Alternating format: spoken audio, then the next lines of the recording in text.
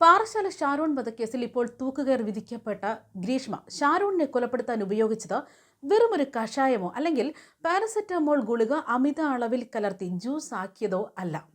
ഇതൊക്കെ ചെയ്തെങ്കിലും ഏറ്റവും മാരകമായത് പാരാക്വൈറ്റ് ഡൈക്ലോറൈഡ് എന്ന അതീവ വിഷകാരിയായ കളനാശിനിയുടെ പ്രയോഗമാണ്. കാരണം മറ്റൊന്നുമല്ല, ഒരാളെ ഒറ്റയടിക്ക് കൊല്ലുക അല്ല ഗ്രീഷ്മ ചെയ്തിരിക്കുന്നത്. ഇഞ്ചിഞ്ചായി നരകിപ്പിച്ച് ദ്രോഹിച്ച് വേദനിപ്പിച്ച് മരണവുമായി മല്ലിട്ട് തീർത്ത് കളയുകയായിരുന്നു.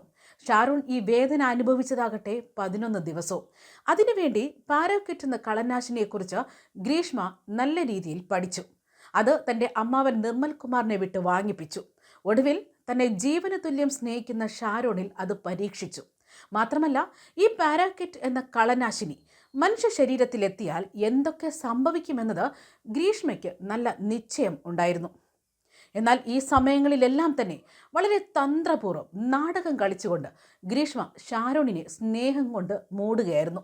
കളനാശിനിയുടെ പ്രയോഗം ഓരോ ദിവസവും ഷാരോണിനെ തീരെ അവശനാക്കുകയായിരുന്നു. പാരാക്വൈറ്റ് ശരീരത്തിലെത്തിയാൽ ആദ്യം അത് ബാധിക്കുന്നത് വായ്ഭാഗത്തെയാണ്. അൾസർ പോലെ വ്രണങ്ങൾ രൂപപ്പെടും. 2 ദിവസം കഴിയുമ്പോൾ വിഷം കിഡ്നിയെ സാരമായി ബാധിക്കും. തുടർന്ന് കുടൽ മുഴുവൻ ഇത് കരിയിച്ചു കളയും. അതേസമയം ഈ സംഭവത്തിന് പിന്നാലെ കേസന്വേഷണം നടത്തിയ പോലീസാകട്ടെ ഫോറൻസിക് വിദഗ്ധർ, പ്രഗത്ഭരായ ഡോക്ടർമാർ എന്നിവരുടെയൊക്കെ തന്നെ ഈ കളനാശിനിയെക്കുറിച്ച് കൂടുതൽ അന്വേഷണം നടത്തിയിരുന്നു. മണിക്കൂറോളം ചർച്ചകൾ നടത്തിയിരുന്നു. ഫോറൻസിക് വിദഗ്ധരായ ഷെർലി മാസു, ഡോക്ടർ വി പിള്ള എന്നിവരടക്കം ഉപദേശവും പോലീസിന് നൽകിയിരുന്നു. അതായത് അപൂർവങ്ങളിൽ അപൂർവമായ കേസെന്ന് വിശേഷിപ്പിച്ചുകൊണ്ട് കോടതി വധശിക്ഷ ഗ്രീഷ്മയ്ക്ക് നൽകുമ്പോൾ ഇത് ഗ്രീഷ്മ അർഹിക്കുന്നു എന്നത് വേണം പറയാനായിട്ട്. മാത്രമല്ല, ദൃക്സാക്ഷികൾ പോലും ഇല്ലാതിരുന്ന ഈ ഒരു കേസിൽ കേസന്വേഷണം മുന്നോട്ട് പോയതൊക്കെ ശാസ്ത്രീയ തെളിവുകൾ ഉപയോഗിച്ചായിരുന്നു. അത്തരത്തിലാണ് ഗ്രീഷ്മയ്ക്കെതിരെ കൊലപാതകത്തിന് പുറമെ ഷാരോണിന് വിഷം കൊടുത്തു എന്നതും പോലീസിനെ തെറ്റിദ്ധരിപ്പിച്ചതും തെളിഞ്ഞെന്നാണ് കോടതിയും വ്യക്തമാക്കിയത്. പട്ടാളക്കാരനുമായുള്ള വിവാഹബന്ധം ഉറപ്പായതോടെ ജീവന് തുല്യം തന്നെ സ്നേഹിച്ചിരുന്ന ഷാരോണിനെ ഒഴിവാക്കാൻ 10 മാസത്തോളം നീണ്ട ആസൂത്രണമായിരുന്നു ഗ്രീഷ്മ നടത്തിയത്.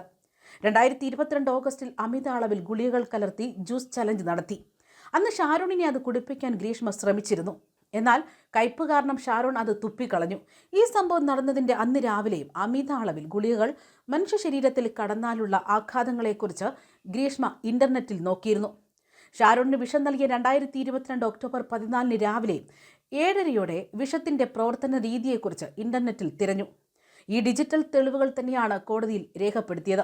വിഷത്തിന്റെ പ്രവർത്തന രീതി മനസ്സിലാക്കി തന്നെയാണ് അന്ന് രാവിലെ 10:30 ഷാരോണിനെ ഈ വിഷം കുടിപ്പിച്ചതെന്ന് തന്നെയാണ് കോടതിയിൽ വാദിച്ചത്. മെഡിക്കൽ കോളേജ് ആശുപത്രിയിൽ 11 ദിവസത്തെ ചികിത്സ നടത്തിയിട്ടും ഷാരോൺ മരണപ്പെട്ടു. 15 മില്ലി വിഷം ഉള്ളിൽ ചെന്നാൽ മരണം സുനിശ്ചിതമാണെന്നും മറുമരുന്നില്ലാത്ത വിഷമാണ് ഇതെന്നും Thiruvananthapuram medical college general medicine doctor Aruna കോടതിയിൽ മൊഴി നൽകിയിരുന്നു. ഷാരോണിന് മറ്റ് അസുഖങ്ങളൊന്നും ഉണ്ടായിരുന്നില്ല എന്ന് തന്നെയാണ് പോസ്റ്റ്മോർട്ടം നടത്തിയ forensic medicine police surgeon Dhanya Raveendran കോടതിയിൽ പറഞ്ഞത്. കളനാശിനി ഉള്ളിൽ ചെന്നത് തന്നെയാണ് ഷാരോണിനെ മരണത്തിലേക്ക് നയിച്ചത്. കളനാശിനി ഉള്ളിലെത്തിയതോടെ കരൾ, വൃക്ക, ശ്വാസകോശം എന്നിവ തകർന്നു.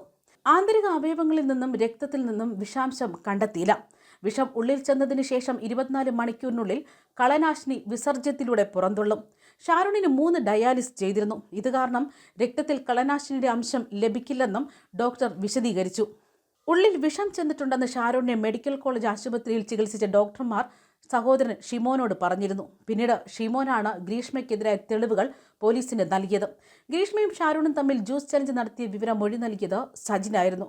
ഗ്രീഷ്മയുടെ വീട്ടിൽ ഷാരോണിനെ ബൈക്കിൽ കൊണ്ടുപോയി വിട്ട രചനയും കോടതിയിൽ വിസ്തരിച്ചിരുന്നു. തിരുവനന്തപുരം ഫോറൻസിക് ലാബിൽ ഷാരോണിൻ്റെയും ഗ്രീഷ്മയുടെയും മൊബൈൽ ഫോണുകളിൽ നിന്ന് ഡിജിറ്റൽ തെളിവുകളടക്കം കണ്ടെത്തിയിരുന്നു. സംഭവത്തിൽ 142 സാക്ഷികളും 175 രേഖകളും 15 തൊണ്ടി മുതലുകളുമാണ് ഈ കേസിൽ രേഖപ്പെടുത്തിയത്. ന്യൂസ് ഡെസ്ക് കർമ്മ ന്യൂസ്.